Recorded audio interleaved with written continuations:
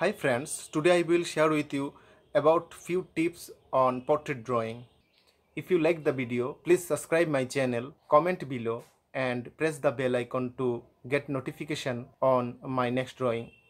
During shading, I like to start the penciling from any part of the drawing like eyes, nose, hair once the drawing is completed.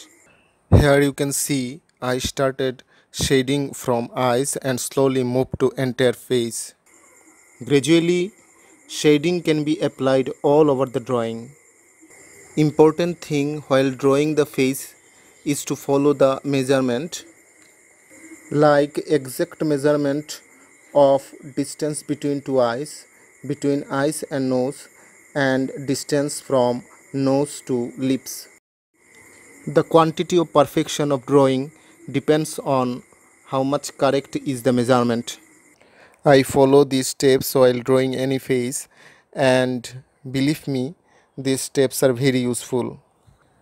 In my next portrait drawing, I will show you how to take the measurement perfectly while drawing any face. Final tips: to get the best result, patience is the key.